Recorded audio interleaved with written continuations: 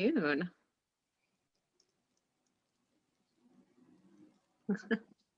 Oh, thanks, Drew.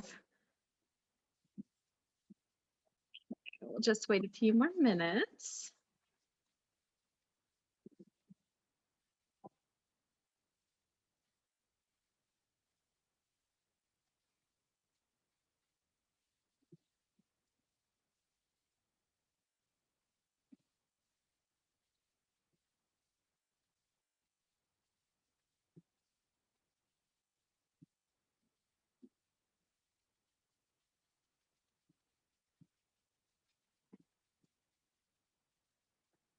While we're waiting, does anyone have a case or want to discuss with me?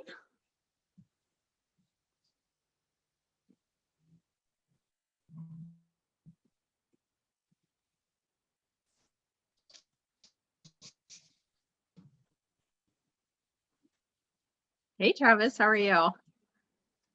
Good. How's it going? Oh, it's going well. Are you Yeah, I'm taking over. Well, are I'm filling in you today. doing are you Oh, awesome. I'd love to participate, but I'm driving right now. Um, but I definitely want to listen and watch.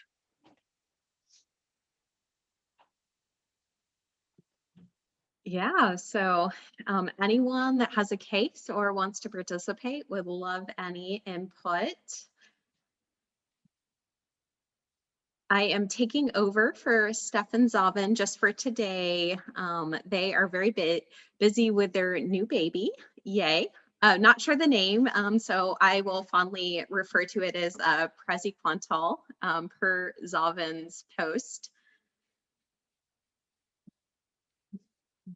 Okay.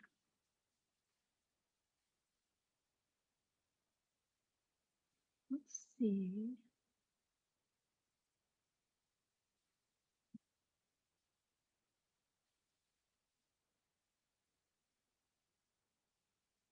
Oh, well, welcome, Rafaela. It's your first time here. We're excited to have you here.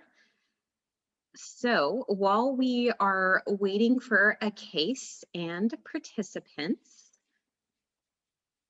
I'm going to just go over a reflection from Monday's case. And then Rafa, if you log on, just let me know so I can make you a co-host. So on Monday, it was an awesome case presented by Fernand, which Fernand presents a case that's going to be good with some twists and turns. And it was a case of a patient with rheumatoid arthritis presenting with weight loss, cough, urinary discoloration. And so the difficulty was figuring out what was relevant information, where the center of gravity was in the case. And it was tricky because the history didn't give you a good sense of exactly what was going on. It was very worrisome, but it didn't localize necessarily any one place. But the lab showed pancytopenia. The ferritin was 2000, and then the imaging showed some splenomegaly and these splenic nodules. Ultimately, the diagnosis ended up being lymphoma, but there was a lot of kind of twists and turns and uncertainty along the way. So a few interesting things about the case I thought was the elevated ferritin. And so, it's really easy with the elevated ferritin to think, HLH right off the bat. But there's really a wide differential. So I just wanted to share this. This is something I made because I was like, when you have this elevated ferritin level, in this case, it was about 2000, what is that differential? And so there's a few different studies that I looked at. One was a ferritin greater than 1,000 at an academic center. 24% of the cases were malignancy, 22% iron overload, 17% hepatocellular injury, 16% infection, 15% renal injury, and only about 1% was HLH or adult onset stills. it does increase as the age increases, but I think it's important to remember that HLH, although more common in morning report cases, is not necessarily the first thing that you should think about in every elevated ferritin level. Oftentimes in the times of COVID-19, we'll see really high ferritin levels associated with that as well. And then there's also certain infections I think about, like disseminated histoplasmosis, Legionella, West Nile, PJP, HIV, CMV, and active TB that can also have this. In this case, it was lymphoma, but also had EBV elevation as well. And so I just thought that that was kind of an interesting case. And then also really important to think about in this case, when you have a case of elevated ferritin levels, think about, what's the differential in the case. And then let's see if I can find this as well. I think that is all. So anyone that has a case or anything like that?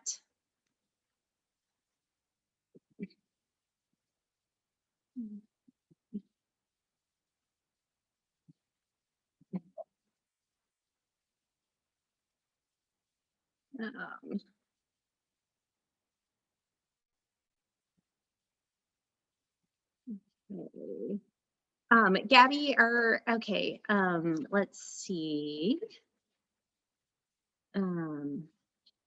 Yeah, Drew, have you ever scribed before?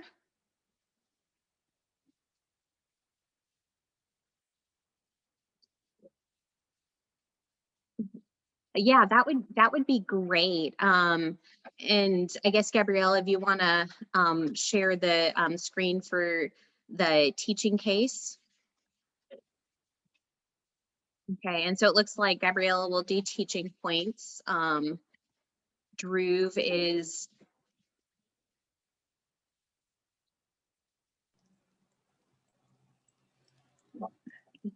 Okay, so I'm going to share my screen while we still wait for the case presenter ends. So are we still waiting for a case?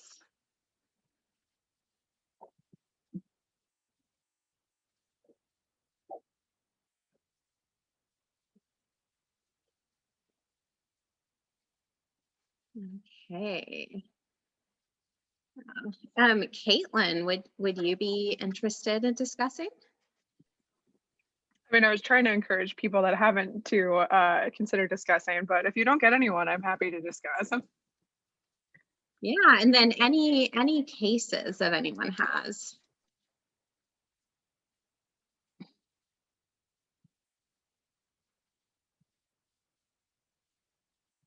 I can discuss. Okay, awesome. Who was that? Who said they'd discuss? Me, Amanda.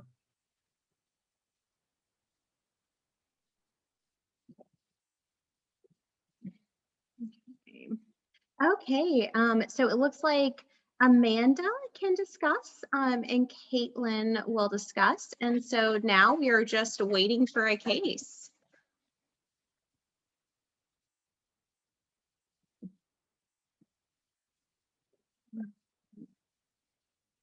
Sean, we would love your case. That would be wonderful.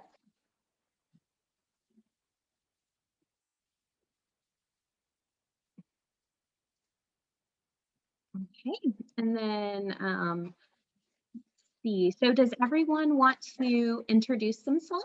So Caitlin, Amanda, and Han, would y'all just introduce yourselves and just say something about yourselves?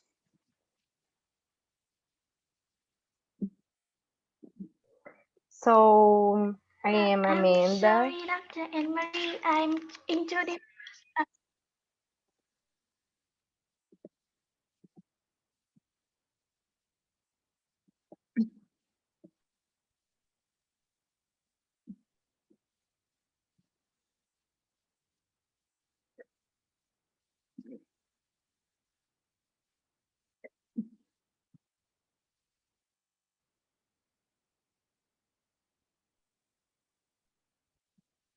Okay. Sorry, John, I did not get that. What were you saying? I'm sorry I missed your first talk. You require my introduction first. I was hoping you could present that case. So maybe Han, would you introduce yourself if you're still able to present? Yes, I am a medical intern from Vietnam, and today I'm happy to present an old case. Yeah, Okay. that case. Awesome. We are so glad. I always learn so much from your cases. Amanda, would you like to introduce yourselves?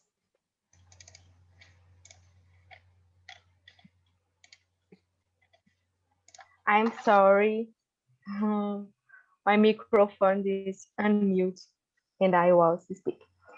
So my name is Amanda. I'm in fourth year in medical school and I love to participate in these skills. I don't speak English very well, but I try. I want to be better and I hope to help in this session. Awesome. We are so glad to have you, Amanda. And then Caitlin, do you want to introduce yourself? Sure. Hi, everyone. My name is Caitlin Thomas. I'm a third-year medical student at Lake Erie College of Osteopathic Medicine, and I'm happy to discuss today. It'll be fun. And thanks so much for discussing when I just called you out and asked you to discuss. I really appreciate that. Of course, no problem.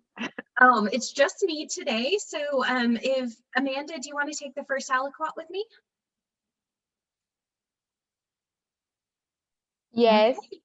Okay, let's do it. Han, we are ready to hear the case.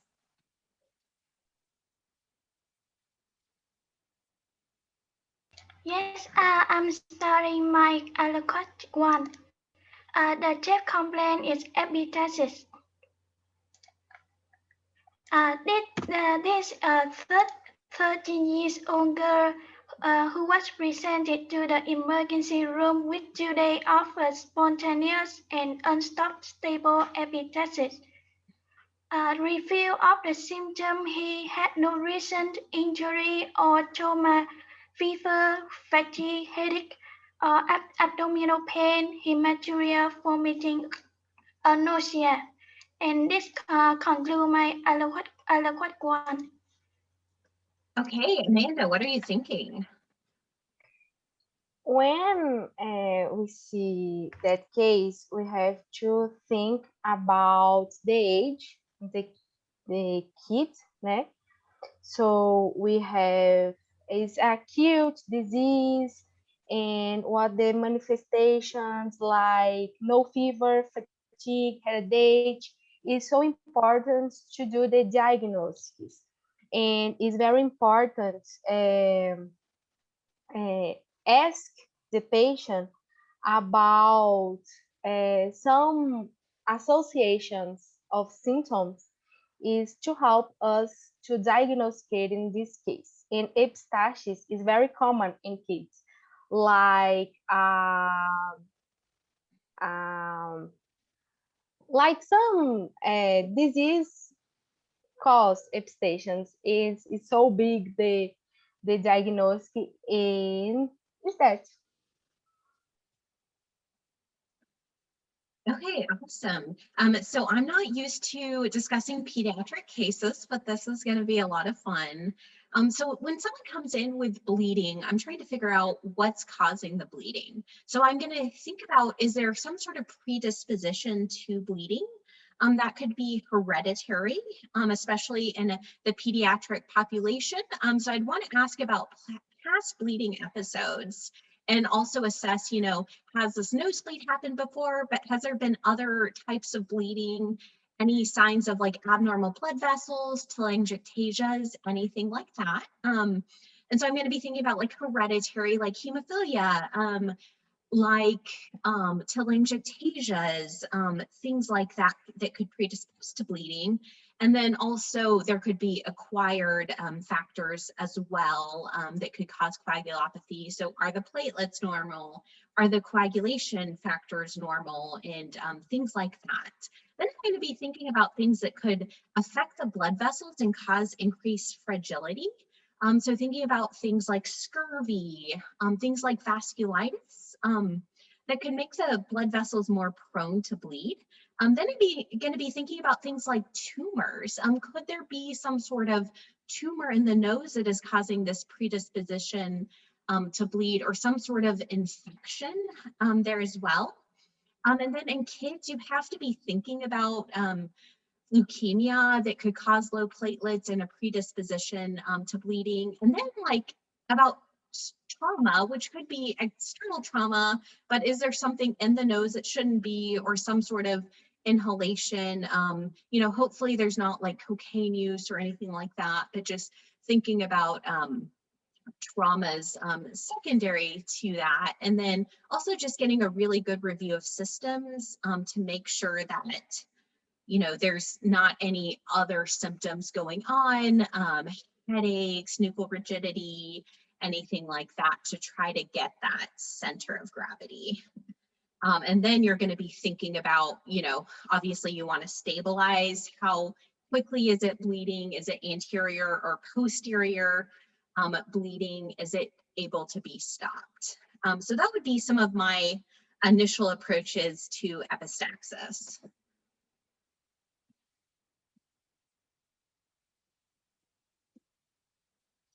Okay, Han, we are ready for aliquot 2. Yeah, my aliquot start from the past medical history. When she was 7 years old, she had a skin pigmentation, a nail dystrophy with unknown diagnosis. Secondly, she had a thrombocytopenia and had been on the unknown treatment for 4 months. Her menstruation was normal. Medication. She wasn't on any medication. In terms of family history, and so there's no family history. Social history. She is a student and she raised and born in Vietnam with no recent travel. The vital sign is the temperature, heart rate all are normal. The generation, she was awake and well appearance. She had a light conjunctiva and smooth tongue with lots of papillae. The cardiovascular, pulmonary, and abdominal is unremarkable. Her extremity was noted with dystrophy in nails in both hands and feet. She had a hyperpigmentation macules and ecchymosis in the arms and the legs. This is conclude my aliquot 2. Okay, Caitlin, I'm excited to hear your thoughts. Yeah, this is a really interesting case. It's kind of interesting. I'm sort of curious what the time course is with this skin pigmentation and nail dystrophy. You know, is this something that's happened from age 7 to 13 and never quite resolved? I think that's maybe something I'm not totally sure from what we've been given so far. And I think that could potentially be important if this is something that sort of waxes and wanes or is a permanent change that she has. And, you know, always, of course, thinking about how we wish we'd had a diagnosis at that time, because that's always helpful. But anyway, on the exam, smooth tongue with loss of papillae really stands out to me. Oh, I missed it, that we did get the dystrophic nails in both hands and feet was still present. My mistake. It kind of sounds like there's this systemic thing going on with like the things that jump out with anemia, just kind of in general. But I suspect that once we start getting more lab data, it's going to show sort of a different picture. I'm not really sure what to do with the dystrophic nails and the skin changes, other than I do think they're significant. but some of the findings, like the pale conjunctiva and the smooth tongue, I sort of wonder if they're related more to her CBC findings rather than like more helpful to leading us to a diagnosis, if that makes sense. Okay, awesome. So, right now we're trying to find that center of gravity. And so we have this current presentation, but then we also have this past presentation that's going to give us clues. Right now we have echomosis in the arms and legs. So when I'm thinking about that, I'm thinking there's probably some sort of primary or secondary problem with hemostasis, or a problem with the blood vessels, like something like vitamin C deficiency or something like that that's causing it. So I'm going to kind of be running through my list of causes of primary and secondary hemostasis. So first I'm going to be thinking about, it sounds like there's a history of thrombocytopenia. So is there again a problem in the absolute platelet count that could be causing this? And again, if so, I'm going to be thinking about things like, it sounds like it's long-standing. So maybe there is some sort of problem with production, or maybe there's a problem with sequestration. Sometimes if you have, abnormal connections, you can actually sequester your platelets away.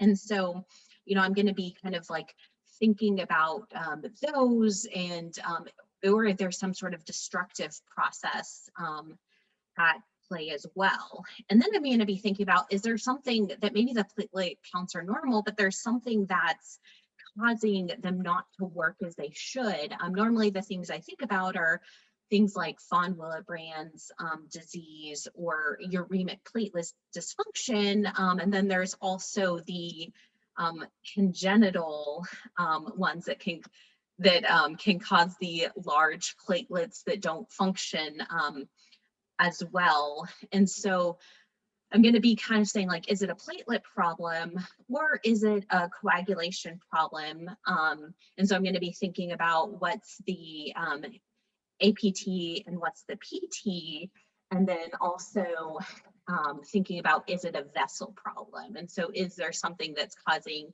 decreased vessel integrity? In a pediatric case, you have to be thinking about genetic causes. And honestly, genetic causes are not something that I think a lot about on the adult side.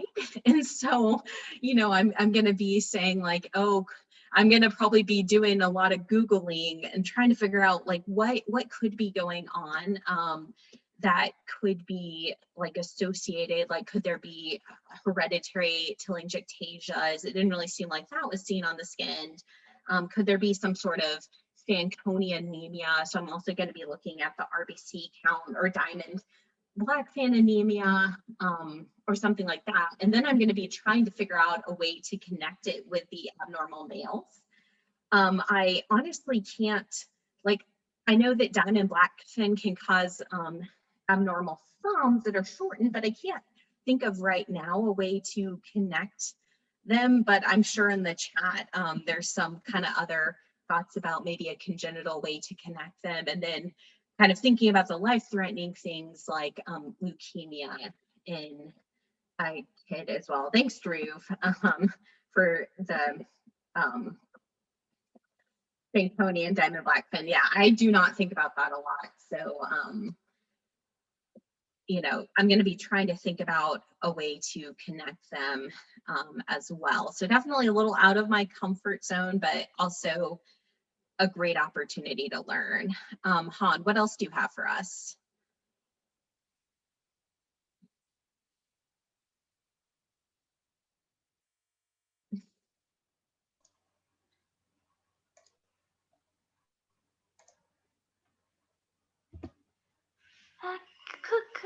Could you hear me? Sorry, my internet connection is unstable. Yes, we can hear you.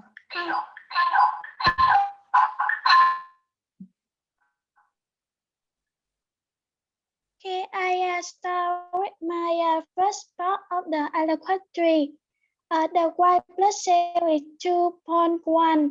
The neutrophil is 0.7. The neutrophil is 0.58. The hemoglobin is 9.1 with and low. The MCV is 90.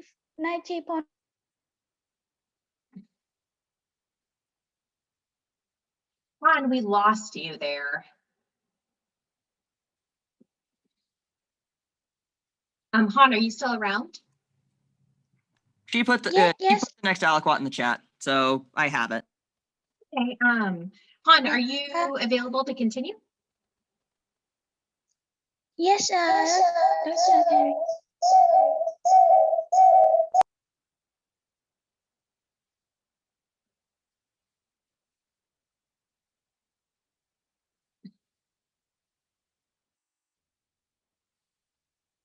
Okay. Drew, do you want to just say kind of what the lab values are? Sure. So white count of 2100, with an ANC or absolute neutrophil count of 580. Hemoglobin of 9.1, MCV of 90.4, and mean corpuscular hemoglobin of 28.3 picograms, and a reticulocyte index of 1.68. Platelet count of 7,000 with an immature fraction of 12.2%. Chemistries wise, sodium, potassium, and chloride are normal. BUN of 3.06 millimole per liter. Sorry, I don't remember the conversion for it. Creatinine of 52.7 micromole per liter. Again, conversion. AST of 25, ALT of 51. ALK-Phos, no, actually no ALK-Phos. GGT of 35. T-Billy of 16 with a direct of 2.92, I think. Okay. I'm trying to figure out if those are the same units or not. They are Connor, not. are you around still? Not sure. I'm not sure if she is still around. But Amanda, based on that, what are your thoughts? So about the lab exams, we have anemia. Can be caused by the epistaxis, is notable, and we have to pay attention. We have a coagulation disorder, and it's very important because the epistaxis can be by the disease is caused this coagulopathy, and we have some white cotton. We have some infection association is very important to pay attention to, and is that. So here, you know, we were wondering if there was some sort of bone marrow process going on, and here we do see signs of pancytopenia. We see low WBCs with a suppressed neutrophil count, low hemoglobin with a kind of borderline high MCV, and then low platelet counts. And then it looks like, based on the retic index less than 2, that there's some hypoproliferative process. going on. And so kind of the question is going to be looking back at records and saying, what have things looked like in the past? And do we have a comparison? Is this like a new or different finding, or is this new? And if this has been a recurrent issue, kind of what evaluation has been done before to figure it out?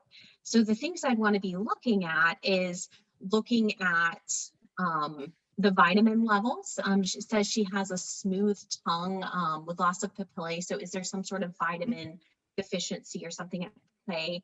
I'm looking at a peripheral smear. I think that LDH, I'm not sure if the units are the same or different, but it looks like there might be signs of an elevated LDH. So is there some sort of destructive process that's causing this? And so looking at a peripheral smear, that could help for thinking about something like leukemia. Do you see blasts on the smear?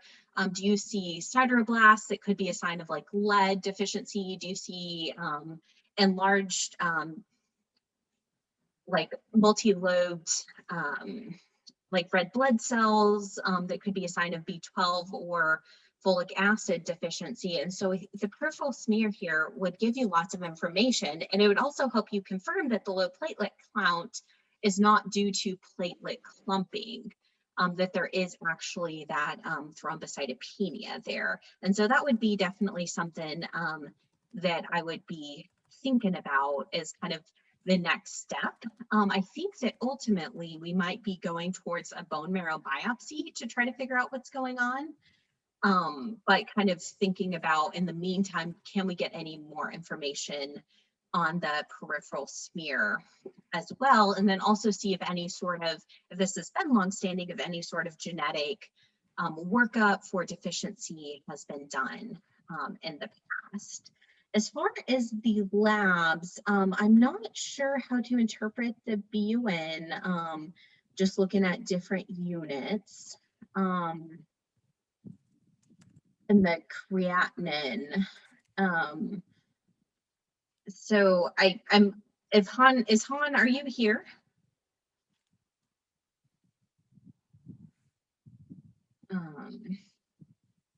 Yeah, it could be like an elevated creatinine and BUN, and if so, I'd be worried about things like tumor lysis syndrome, things like that, and want to know a baseline, but I'm just honestly not quite sure about kind of what the values are supposed to be there.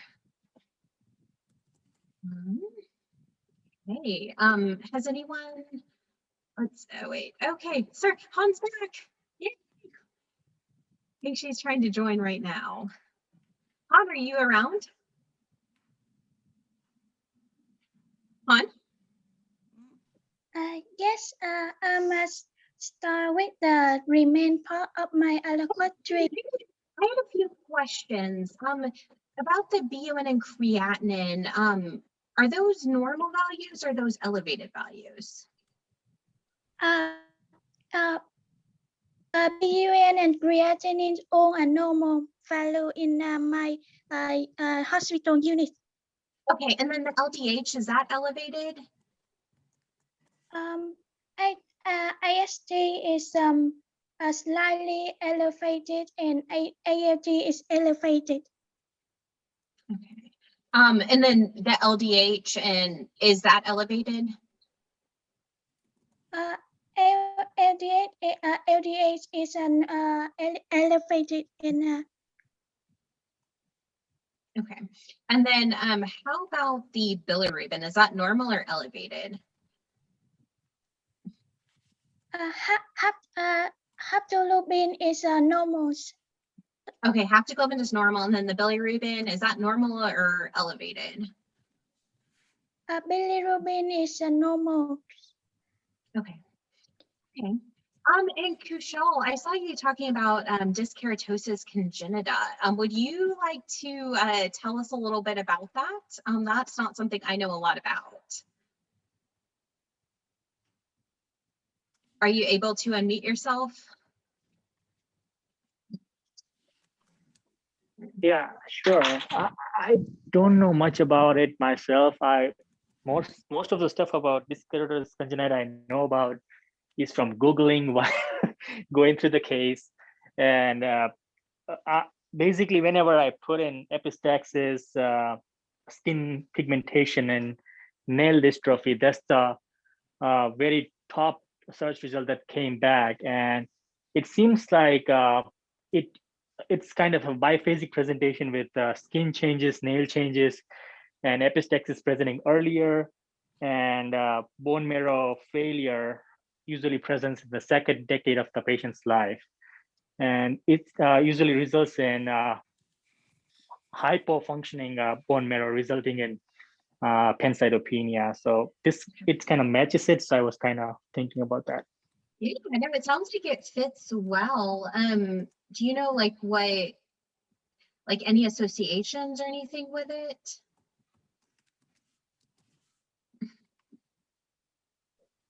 Not that I know of any particular, but I think Kirtan was mentioning that it's along the same spectrum as diamond black fan syndrome and Fanconi anemia and stuff like that. Okay, awesome. Well, thank you so much. I appreciate that. Me being an adult doctor, I can't say that I know that much about that, so I am always happy to learn more. Han, are you ready to give us more information? Yes, Dr. Anne-Marie. I start with my remain part of allocate 3. The coagulation panel, the PT is 13.6. The percentage of the PT is 91%. The APTT is 33.4. The fibrinogen is 4.26. The serum, the iron serum is 125.6. The transferrin is 303.3. The transferrin saturation is 29.5. The ferritin is 45.86. The folate is 3.3. The vitamin B12 is 249. The peripheral smear reserved that the red blood cell have the positivity initial and hypochromic. The black blood count is low. The white blood cell is neutrophil is 55%, lymphocyte is 30%, monocyte is 12%, eosinophil is 3%. A more investigation lab revealed that GSS is 0.92, FT3 is 3.09, FT4 is 0.95. ANA, NTDS, DNA all are negative. The hepatitis investigation is negative, and the EBV IgM is negative. EBV IgG is positive. CMV IgF is negative, and CMV IgG is positive. The BNH marker is unremarkable. For the hemoglobin electrophoresis, the SBA is 94.4, SBA2 is 2.5, and SBF is 3.1. In this labs, the all and normal exception for the folate is quite low. The SBA and the SBA2 SBF is high, and all the index are in the normal range. Okay, awesome. I forgot, is it, Caitlin, is it your turn to discuss? I think so. Wow, this is a lot of information, was my first kind of thought as we were going through this. But I suppose a lot of it does rule things out for us. Some of it I'm not sure how to interpret because I'm not sure if the units are the same that I'm used to. Like that vitamin B12 looks low to me, but I'm honestly not sure if I'm used to looking at it in picograms or not. So some of that I'm not as sure about. The smear, I guess that's, I mean, kind of what I expected, that there would be a process going on that was affecting this patient, because they had some of the signs on physical exam that you would expect with this, but it doesn't necessarily lead me in a direction of diagnosis. And then as you kind of keep going down, I don't think I was that surprised about their thyroid findings. And then I'm sorry, I'm just reading it, like catching, reminding myself, because there was a lot. I guess the ABV IgG is kind of not something that I was expecting. At least it looks like both of those are positive.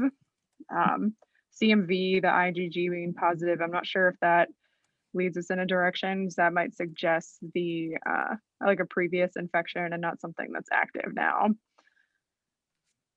And the hemoglobin electrophoresis,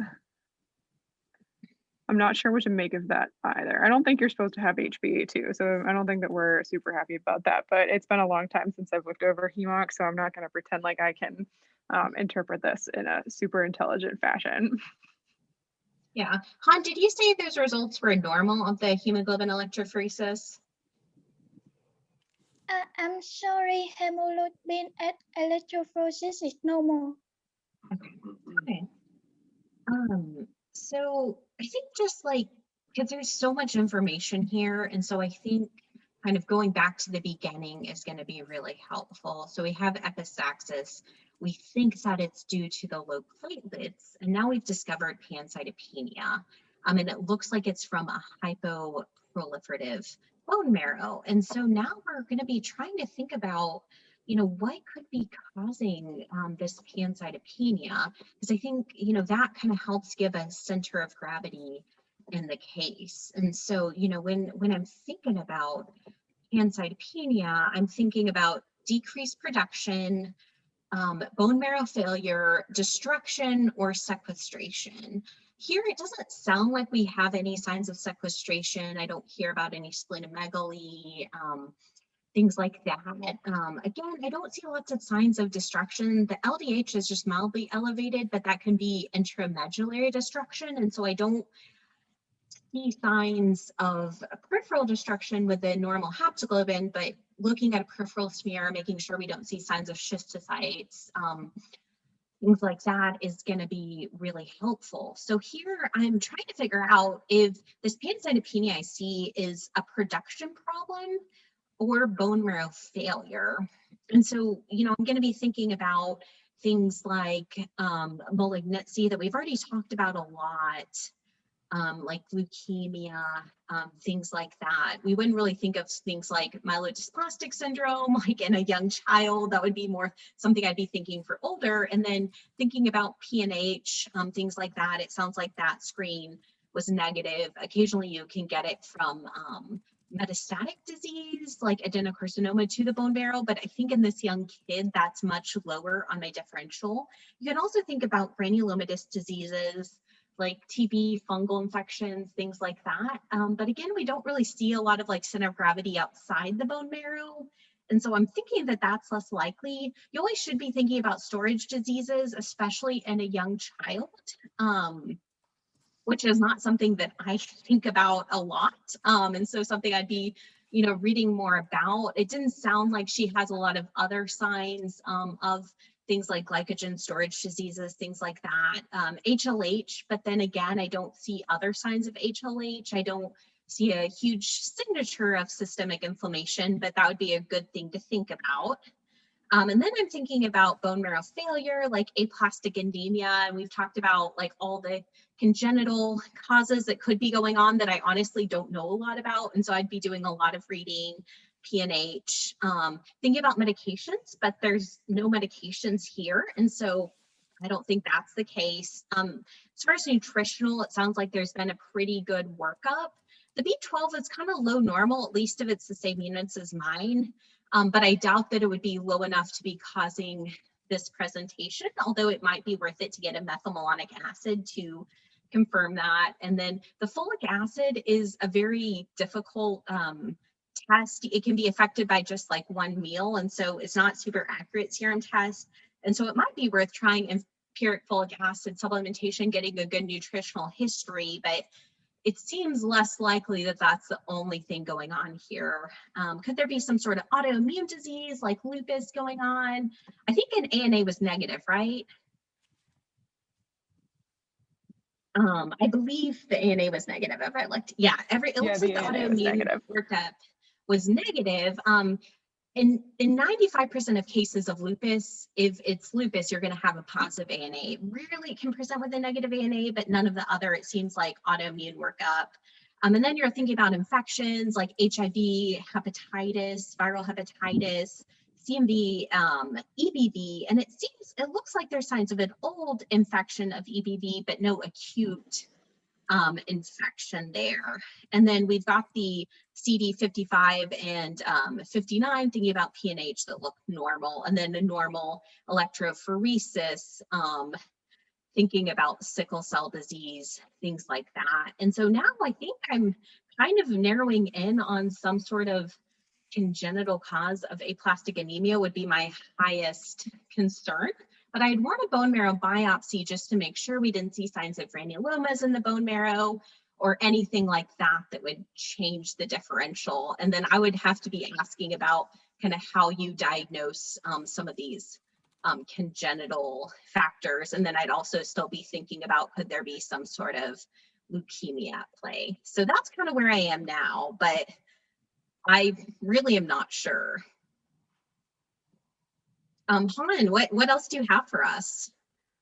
Yes, my final aliquot is talk about the bone marrow aspiration. The result is a hypercellular and erythropoiesis increase with the mainly boli and acidophile. The granular white blood cells dominance of metamylocytes and the neutrophil. The blast is 3%. The platelets is 20 cells. They do a bone marrow biopsy, and the first result that a cellularity is 70%.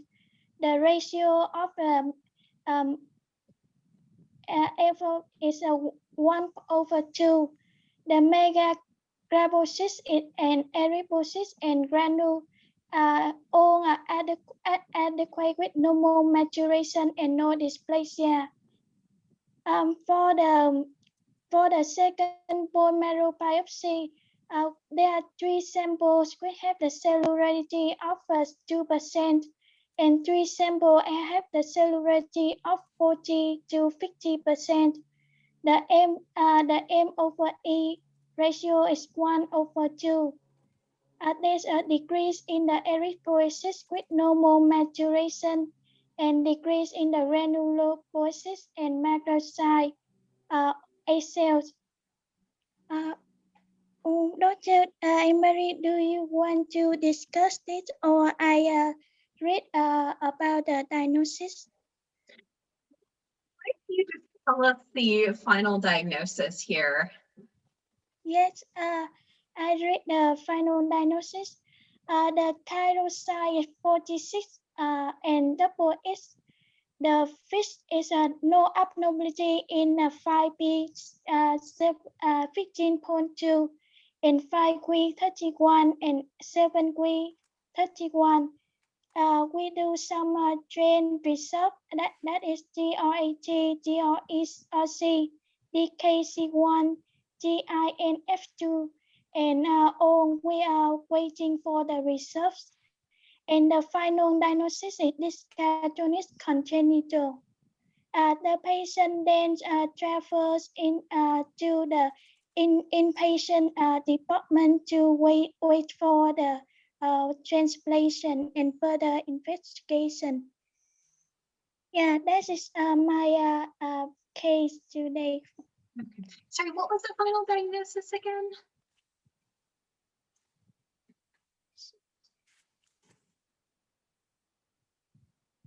Yes, sorry, Dr. Mary, could you ask the question again? Yeah, I was just asking, oh, okay, so it was dyskeratosis congenita? Yes, this Teres congenital, Okay, which Dr. Castro mentioned above. Yeah.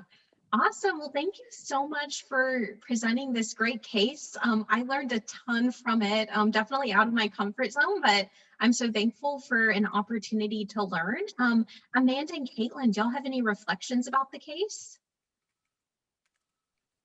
It definitely was a really good case to, at least for me, think about some things that I definitely want to review and look into more, and to always kind of keep in mind congenital conditions, especially in patients like this that are presenting with something that's been going on in a long time and in childhood. And even if we work with adults, you know, it's important to sort of have these in the back of our mind, because we may deal with these patients when they're adults too, no matter kind of what field we're into. So I think that's, you know, something that I take away from this case. This was fantastic. What a twist. I know. How about Amanda? Any reflections that you have? So everything with Caitlin CA is very important, and I so amazing. I'm shocked because pediatric case is not my usual, and it's very interesting. Definitely. Well, thank you all so much for presenting, or Han, thank you so much for presenting, and thank you, Amanda and Caitlin, for discussing with me, and thank you for Kushal for coming in clutch with the answer as always. So I guess now we're ready for teaching points. Yeah, great. Thank you, Han, for your amazing case. And thank you everyone for the discussion. So I think we were able to discuss a lot of things today about bleeding disorders, and we started discussing about an epistaxis and how we investigate this, because we have to look for predisposition, disease that increase fragility of the vessels, cancers, infections, trauma. And in this case, it was a 13 female with skin pigmentation, nail dystrophy, thrombocytopenia, and she was presenting with epistaxis. She had the diagnosis of the skin pigmentation and nail dystrophy at 7 years old. We also have to investigate important associated factors with patients with present with the bleeding disorders, which are other types of bleeding. In this case, this patient also had ecchymosis in arms and legs. The presence of systemic symptoms, the time course, acute, subacute, or intermittent. Other skin lesions, headache, or meningeal signs that is going to point to one or more possible etiologies. And I think it was important also to discuss the approach to any bleeding, which is a primary or secondary problems with hemostasis or blood vessel problems. If there is a problem with the platelet, we have to think about, is there low platelets or increased sequestration or malfunctioning or a destructive process? In a coagulation factor problem, we have to check for the EPT and PT. In a vessel problem, we have to look for vitamin deficiencies. Also, when we saw the labs of this patient, we saw that the person had low platelets. So with the low platelets and low red blood cells and low white blood cells, we have to think about a hypoproliferative process, and especially for vitamin levels. And what is very important here is to check a peripheral smear and a bone marrow biopsy. Also, we talked about the approach to low platelets, which are sequestration, destruction, storage disease, especially in children, medications, vitamin deficiencies, autoimmune disease, and infections. Thank you everyone for the case and discussion, and I learned a lot today. Yes. Thank you everyone for joining. Tomorrow we'll be back to the usual programming with Charmaine and Robbie, so you're in for a treat. Have a good rest of your day.